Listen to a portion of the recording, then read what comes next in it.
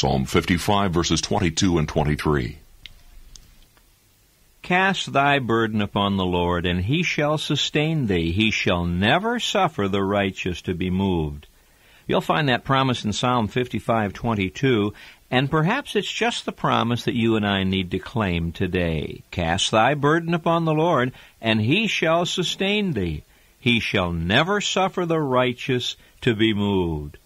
To begin with, this promise tells us that Christians do have burdens. Cast thy burden upon the Lord. He's not talking about my concern for others, although it's good to bear one another's burdens. That way we fulfill the law of Christ, which is love one another. He's talking about your burdens and my burdens. Christians do have burdens. These burdens are allowed by the Lord. One translation reads, cast what he has given thee upon the Lord.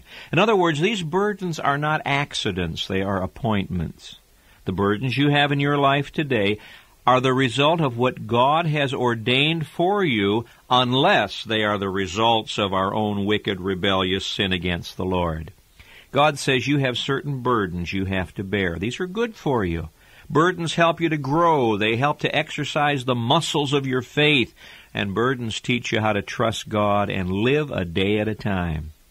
Christians have burdens. Now that encourages me. I don't think there's something wrong in my life if I discover I have burdens. Secondly, I can cast these burdens on the Lord. Cast thy burden upon the Lord.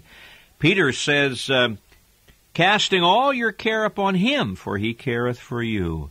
The Lord gives us the burden, and then he says, now, give that burden back to me, but don't stop there. Give me yourself as well. You notice that? Cast thy burden upon the Lord, and he shall sustain thee. Now, if I try to give him the burden without giving him myself, he really can't help me. It's like the people who step on the elevator carrying heavy burdens instead of putting them on the floor of the elevator. Let the elevator carry you and carry your burden. But you have to give yourself to the Lord. He shall sustain thee. Doesn't say he'll deliver you from problems all the time. He's going to use those problems to build you. He'll make sure the righteous will not be moved. Cast your burden on the Lord. Let him sustain you today.